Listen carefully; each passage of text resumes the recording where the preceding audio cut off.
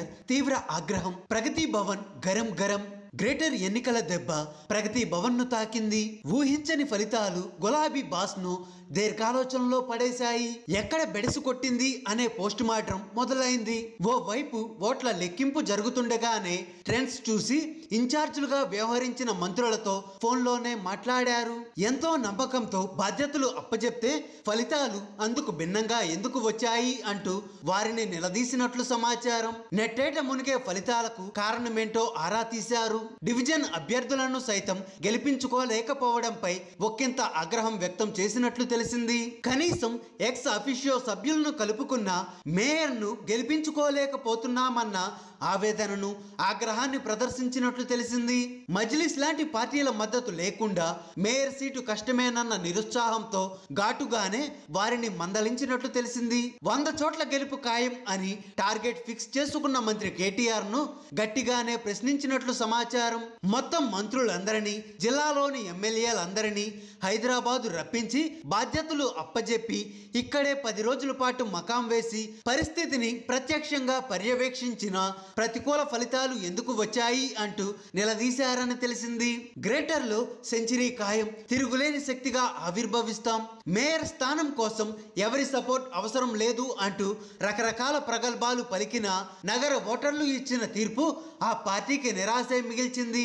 ఉద్యోగులు, ఉపాధ్యాయులు, సంక్షేమ పథకాల లబ్ధిదారులు, వరద సాయం అందుకున్న వారి ఓట్లు కూడా పడలేదా అనే సందేహంపైనే ప్రగతి భవన్ లో సీనియర్ నేతలతో సీఎం చర్చించినట్లు తెలుస్తోంది. మజ్లిస్ తో పొత్తు లేదని చెప్పుకుంటున్న సమయంలో మేయర్ సీటు కోసం అనివార్యంగా మద్దతు కోరాల్సి వస్తుందని, ఇప్పుడు ఏం చేయాలి అనే దానిపైనే లోతుగా కసరత్తు జరుగుతున్నట్లు సమాచారం.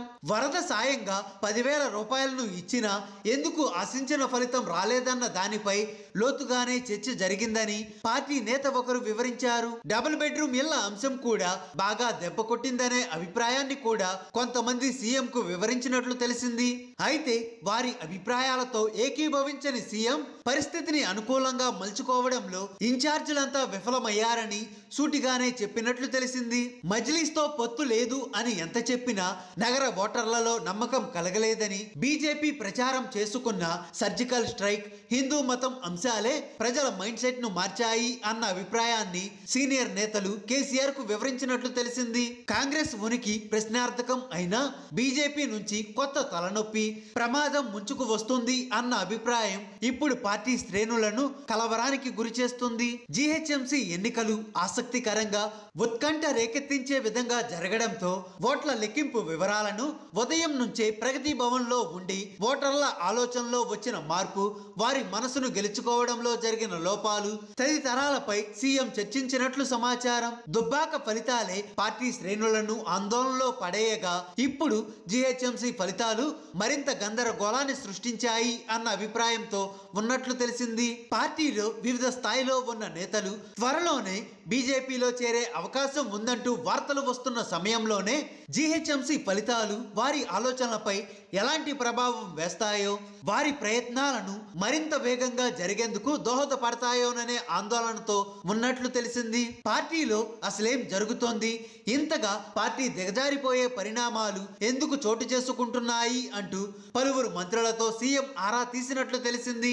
గ్రేటర్ ఎన్నికలకు ప్రతిపక్షాలు సిద్ధం కావడానికి సమయం కూడా ఇవ్వకుండా ముందుగానే నిర్వహించాలి అనే నిర్ణయం తీసుకున్నా చివరకు ఆశించిన ఫలితాలు రాకుండా ప్రతిపక్ష పార్టీకే ఎక్కువ మేలు జరగడానికి కారణాలపై లోతుగా సమీక్ష మొదలైంది.